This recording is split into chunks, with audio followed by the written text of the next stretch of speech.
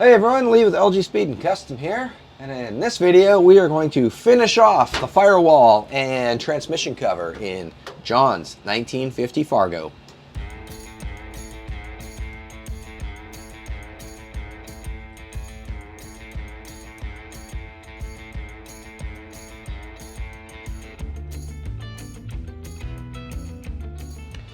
So this is, I think, video 5 on this truck. Video 1, we took it apart. Video 2, we did the front end. Video 3, we did put the 454 and the T10 4-speed in, which meant we had to cut the firewall and move it back. So the last video, we built the majority of the firewall, but we ran out of time to get it finished because of the Christmas break. So now it's after the Christmas break. We're going to jump back in on this. I got the toe boards sitting in place. We're going to have to do a little zing on each side here. Build our little corner wings for that toe board area to clamp down to. After that, transmission tunnel time. So, first things first, let's cut these corners. So if you'll remember when we made this piece here, we folded the bottom back so that this had something to sit on, and that worked out really nice. This removable toe board here sits right on top of that. So we can probably put like a nutsert in our flange on there and then bolt this down, just like it was from the factory. This corner here, this is where our steering column used to go through. So we're gonna sneak our steering column over a little bit. This area here just comes down flat right now. So we're gonna build a little 90-degree flange that will spot weld onto here. And then this toe board will sit against that. I think we'll probably do the steering column hole after we spot weld this piece on, because then we can just take a hole saw and just blast through both this and that at the same time. This is where our original clutch pedal went through, so we'll probably just weld a little patch in there and that'll be fine. This is the dimmer switch here. I don't know if we're going to keep the dimmer switch there or maybe move it over a little bit. I'm sure it'll probably be fine there. I think our new pedal assembly is probably going to be somewhere around here. It's currently getting shipped. It should be here any day now, and then we can kind of figure out where the pedals are going to be. So that's what we'll start off with, folding this. Just like before, we're making everything just using some poster board first. Here's our template for this piece here. So we'll take this over, transfer it onto some 18 gauge sheet metal, and then cut it out and break it 90 degrees.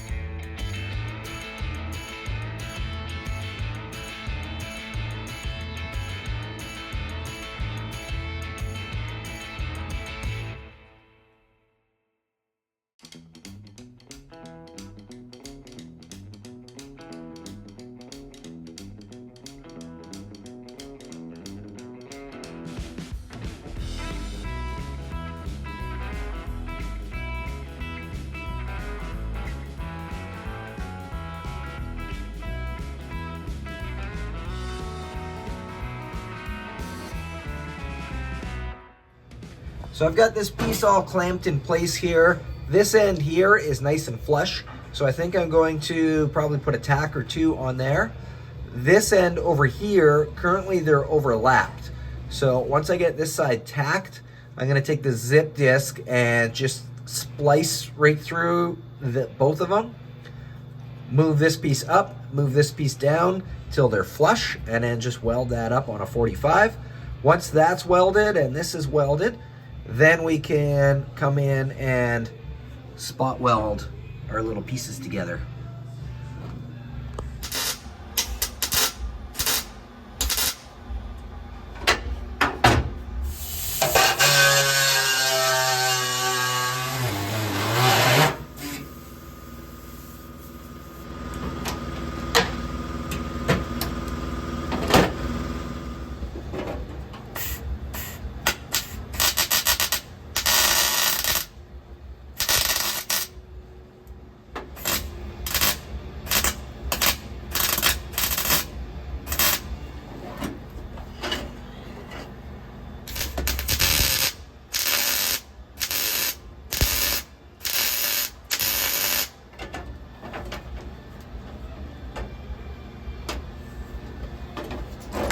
All right, now we'll do our spot welds.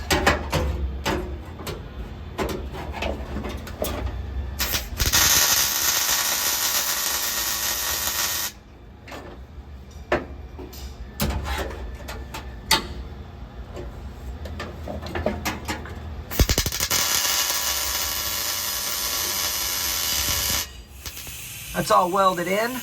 We're gonna hit this area and this area with a little 36 grit disc just so that our toe boards will sit flat on there. The spot welds are probably fine to just leave.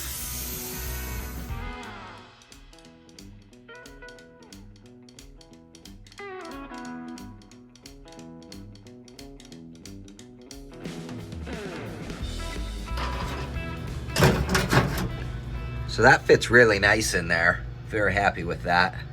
So I think our next step is, let's fill this piece in where the clutch pedal used to go, because I don't think it's going to be used for anything. This will probably be okay, because that's where our steering column used to go, and we're just going to scooch the steering column over a little bit. So I think that'll be okay. We'll give it a try. We can always put a little patch in that piece if we have to. So I was gonna patch this hole up, and then I started looking, and like, I don't know if that'll work or not. And there's other holes in here. It's a little bit rusty. The passenger side, I cut too much out. So I thought, you know, let's just make new ones. They're nice and easy. It's just flat sheet metal.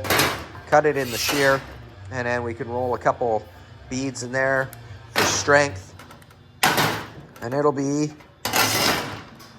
just great.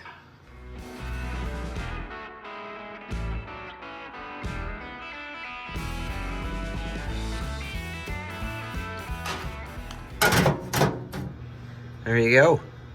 So I've went ahead and marked out some lines on here so that we can run it through the bead roller and put a little bit of strength into this. Driver's side one, this one will be full length. This one will be full length, but this one here, I'm gonna stop right there because we're gonna have the steering column hole somewhere in here, and we don't want that to interfere with our bead.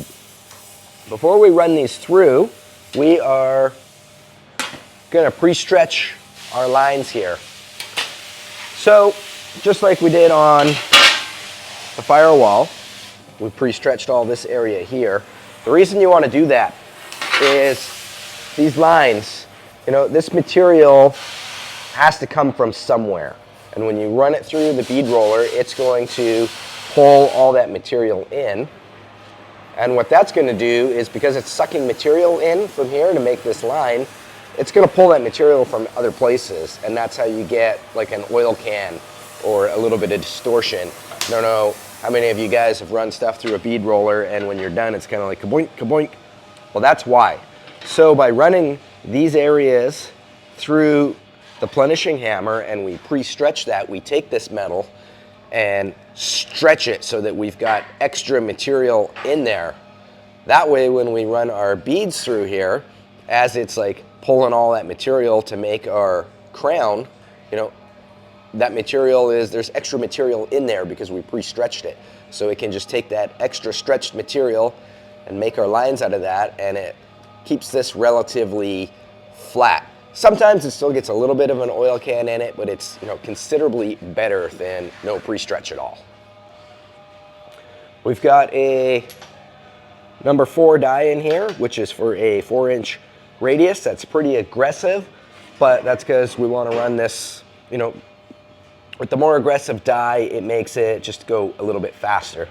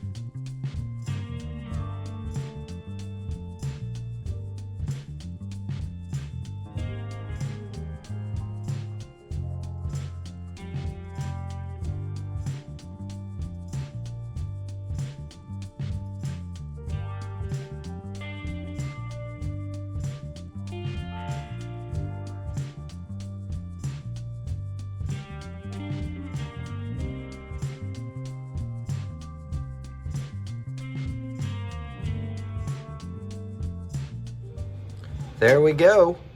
That turned out pretty good. So this has these little screws and these clips that hold the floor in, but a bunch of these clips are missing.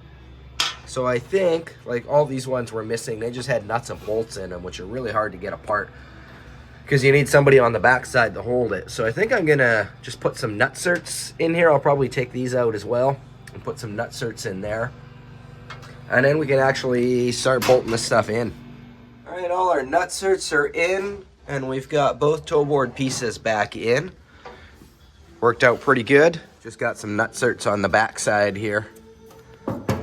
So now that the toe board's done, we can start on, probably do this piece next. Before we do this piece though, I want to cut the hole for the shifter. The shifter's sitting right about here.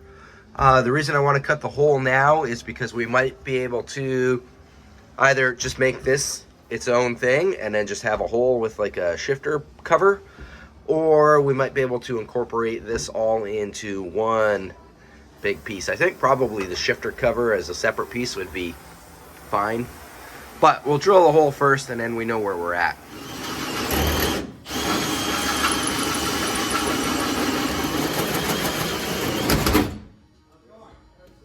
Got our shifter hole cut out. I've got enough room that we can get a ratchet and a socket in there to tighten it and loosen it. And we got clearance through all the gears. Obviously this shifter handle's not gonna work. We'll probably just have to build something, but we'll cross that bridge later. What I wanted to make sure was where this sat, so that when we build our new cover for here, we can put the appropriate little notch in it. So I think that'll be our next step. Let's make a template of this on a poster board. And then when we make sure that that fits, then we'll transfer it to some sheet metal.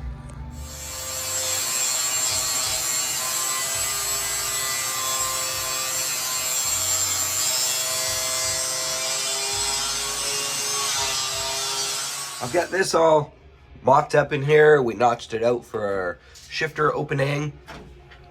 And I've just left that cut around the bell housing for now. I'm gonna cut this piece out of some 18 gauge and fold it and put it in there. Then we can start building our last piece here. This piece and that piece are probably gonna be one, but this is a little flimsy right now. So if I cut it out of the sheet metal and get it in there, it's a little more secure so that we can accurately build a template for this piece here.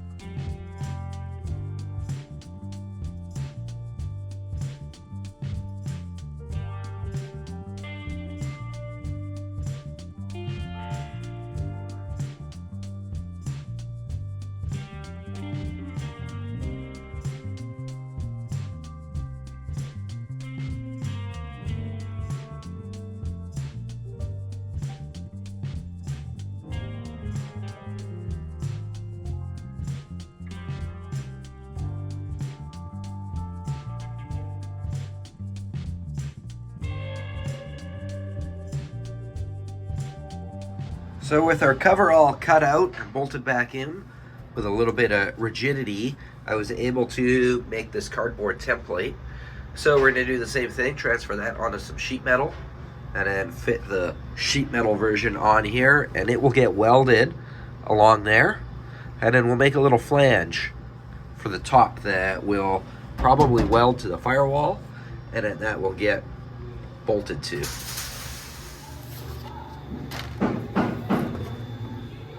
So I've shaped that piece and tacked it in place, and now we can build our little flange that's gonna spot weld to here, and then this will bolt to it. I'm gonna build it on the top side for now because it's easier, but it's gonna end up going underneath here so that this sits on top of it. So I've bent up 3 little tabs here. We got A, we got B, and we got C. So they sit in there just like that. We've got our flanges spot welded on, and I've started drilling holes for our nutserts. I've got one nutsert already in just to kind of hold everything in place while I drilled the other holes. So now we can pull this back off. We'll weld this up, and obviously we've got some excess hanging on the inside, so we can trim that now that we know where this sits. Okay, I'm gonna go ahead and buzz all this up, and then once that's buzzed up, we can trim this inside piece down.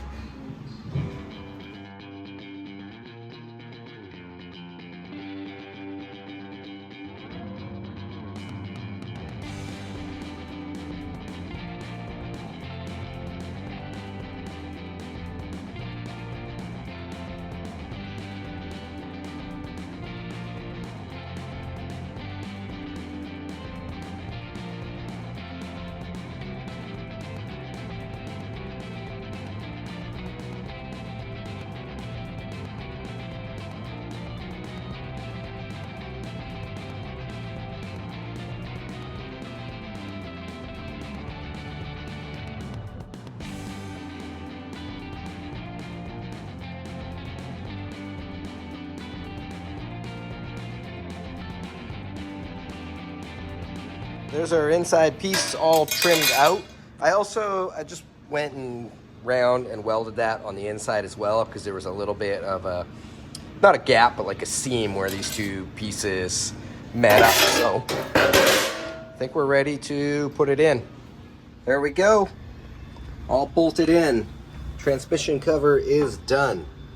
So I think our next step now is we're gonna do the steering column hole. So here's our steering column sitting on the bench here. If we use our calipers, it is 1.5 inches outside diameter. So I've grabbed an 1.5 inch hole saw. If we take that inside, this little half a line here, that's where the steering column used to be in the original toe board. So if we make a new hole, probably about there, I would say, that leaves a little bit of room, because we're going to have some sound deadener and stuff going on here. So we got a little bit of room for that still. That moves it over about 3/8 of an inch. I think if we drill a new hole there, that should be adequate for the steering column tube to drop through. And then our column drop is still up here in the factory spot. It is kicked over a little bit from where it used to be, but I don't think it will change anything in the real world. And on the other side here, it should be coming out right about there. And then we have to make a shot from there down to here, which we should have enough room to do. There's plenty of room in between here. So we'll have a U-joint here and a U-joint on the end of the column, and then just a little chunk of double D shaft in there.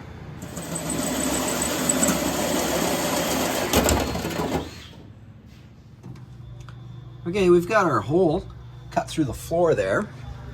So I've gone ahead and slid the column tube off of the column.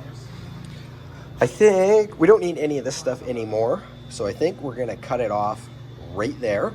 I don't know how much of this is gonna be poking through yet, but we'll cut it off there, and then at least we can get the column through, and then we can, decide from there if we need to shorten it anymore. This end here, we're gonna have to modify so that a double D U-joint will fit on there, but we'll cross that bridge in a bit.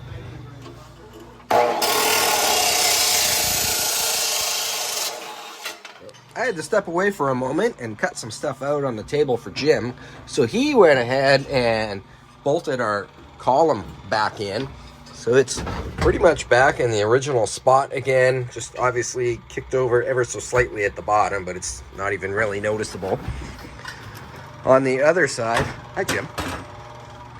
On the other side here, we've got, I don't know, like 2 inches poking through, which I think is probably fine. It's nice and secure in there. But we got to deal with this now. This is just flopping around in there, because this used to be attached directly to the steering box, the original steering box. And now we need this to be secure in here, but also attached to that. But also we need something so that it doesn't just pull out. So that's what we're going to work on next. So for the end of our steering column here, we've got this issue to figure out. I took some calipers and I measured the inside diameter of this, which came out to 1 3/8, and I measured our diameter of that. Comes out to 3/4 of an inch. I did some searching around on the internet and found a bearing, not just any bearing, but a bearing with a little flange on the end so that it sits nice and tight in there. And this fits nice on there. There's actually, it's a pretty common bearing. So I found out this is the same bearing that like wheelbarrows use or hand trucks. So I just got it at Western Supply, which is like our local, like, they fix like lawnmowers and chainsaws and stuff like that. So that's gonna solve that issue. We can slide this on like so, and then take our bearing and slide it down, and voila, we're nice and snug in there. So now we got to figure this end out. This is what they call a double D end. I don't know why they call it a double D end, because it does not make the shape of, like, I think it's supposed to be, that's a D, and then you turn it this way and that's a D, but those aren't Ds. I don't know. I don't know why they named it that, but they did. So we're gonna have to take this end and grind it down so that this will slide on. From there, we've got a couple set screws that we can drill into here and put a set screw through, and then another set screw on the other side to hold it nice and secure. We need our distance. So if we take the end of our calipers here and go to there, what do we got? 7/8 of an inch. We got a spring in here, remember? So if we pull down on there and measure 7/8 of an inch up, that's where we can cut this off.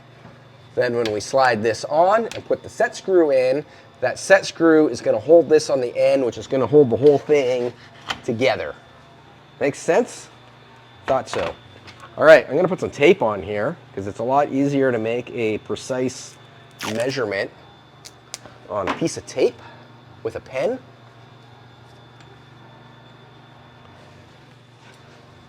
So we go from there to there,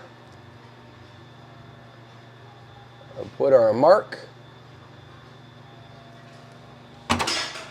We can cut that end off now at that point. So with this piece chopped off, we can go ahead and start grinding this down to our double D shape. I've measured how deep this is. It is, I think, 7/8 of an inch deep, and went in and made a mark here so that we know not to grind past this mark.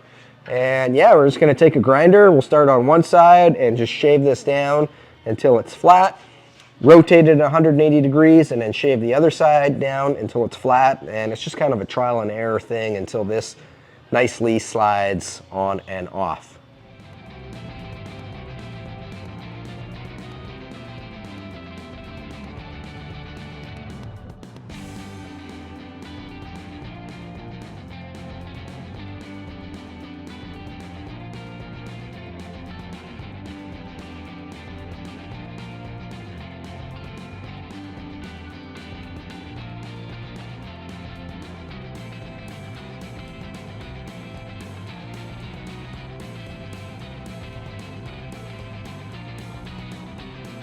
So that fits on there really nice.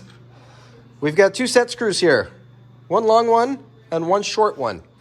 The short one is going to go into the side here where we still have lots of meat. We're just going to put a little, basically a dimple there that it sits in. Now the long one, that one is going to go through the top here, and it's going to go all the way through to the other side. And between the two of those, with a little bit of Loctite, that's going to lock this thing in place so that it doesn't move. So what I'm going to do now is put this on here, snug our little set screw up, and that is going to keep that in place. And then this guy here, we can take and punch that hole now and then drill a hole all the way through for this guy to sit in. I'm going to use a transfer punch for that. Transfer punches are punches that come in various sizes so that they fit in the hole that you want to do. And then it's got just a little pointy end on there. So you slide it in the hole and bam, we got our mark. So now we can take this off and we know where to drill our hole. I believe this is 5/16, but I'll double check and then we'll drill our hole through there.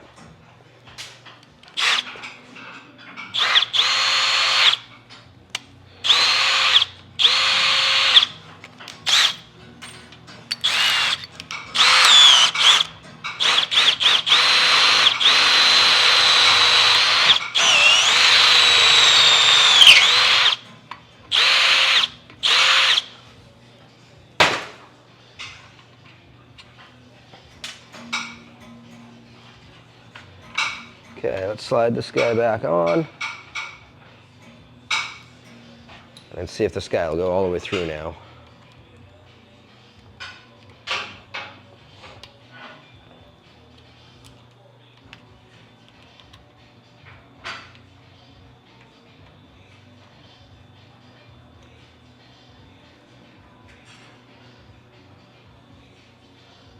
Beautiful. Okay, I'm going to use the transfer punch again. If I can find where I put it. We'll punch this one now, and then this we're just going to drill just a little bit because we just want a dimple. We don't want to go all the way through.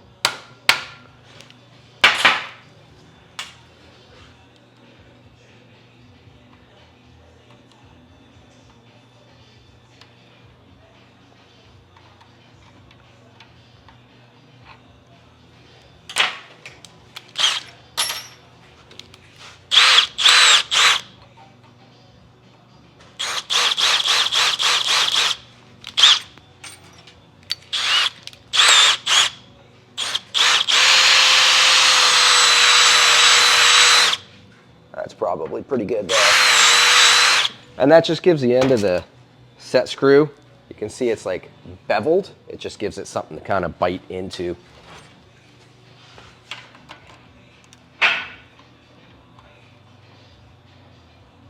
And again, when you put this together for the final time, Loctite these.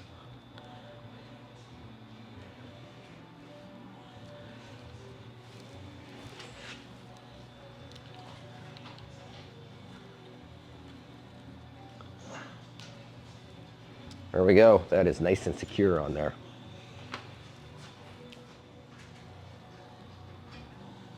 Okay, I think we're ready to put this thing together now. I'm going to slide that through like so.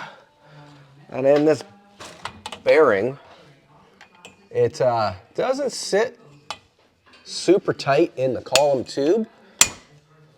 So I think I'm going to take this little punch and the hammer and just peen it in a few spots around to hold it.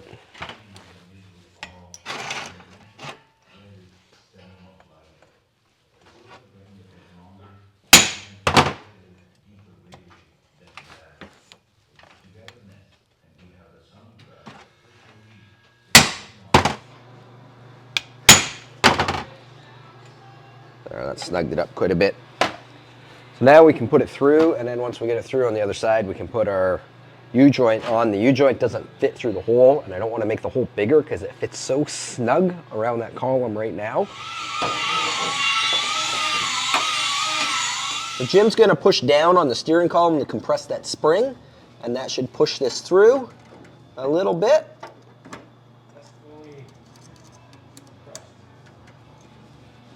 And now we can slide this guy in there. And if Jim lets go, that spring should suck everything back. Beautiful. There we go. Our column is installed.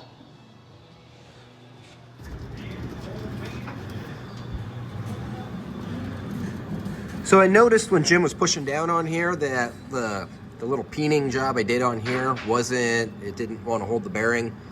So when this comes back apart again for paint and everything, I've got this Loctite stuff for loose tolerances when you machine something that, like, I don't know, it's basically like glue, I guess. So I'll probably use that when I put that back in, just to hold it in a little bit better. All right, now we're gonna connect this to there. So down here on the rack, we have the same idea, a double D universal joint, except for on this end, it's got a 36 spline shaft to fit the 36 spline on the rack. So it's got a little groove notched in there that this little set screw will sit in. So once we get it sitting in place, and this is already sitting in place, we just need to get a measurement from here to here, and then we're gonna cut that out of our just bulk double D shaft. All right, so we're gonna measure from that little lip down there to this lip up here by my thumb, and that gives us 9.5. So then we can transfer that to here.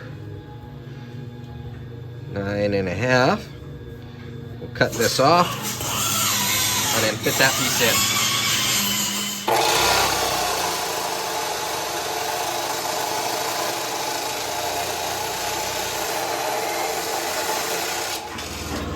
So if we loosen that set screw off, this will slide down. And slide that in there. Slide that one in there. Let's put our set screw back where it needs to be.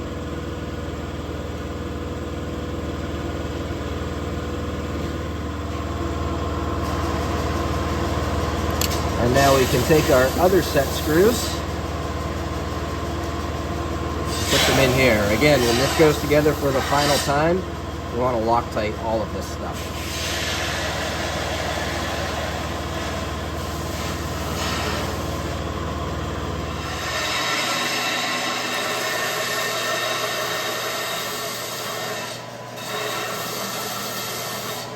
All right, let's see if it does the thing it's supposed to. Okay, I'm gonna go to the left. Gonna go to the right. Hit the camera. Cool, man. We got steering.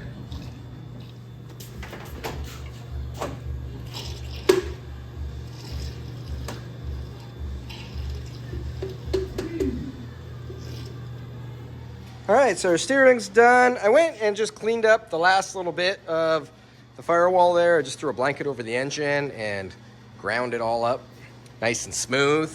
Finish it off in 80 grit. Once the engine comes out for sure, then there's like a couple little spots where we got to do some touch-ups on. The next thing that we got to do, on this is pedals. I ordered an under the floor pedal assembly for it to kind of match what it originally had. That's not going to work at all because it's designed to mount to the inside of the frame here, which is going to put our clutch and brake pedal coming through like over here, which is what we do not want. So I have ordered a firewall mounted setup. It hasn't arrived here yet, so we'll probably do that in the next video, which means we're probably going to end this video here. So thanks everybody for watching. I hope you enjoyed this video and learned something from it. If you want to support this channel, please check out the website, lgspeedcustom.com.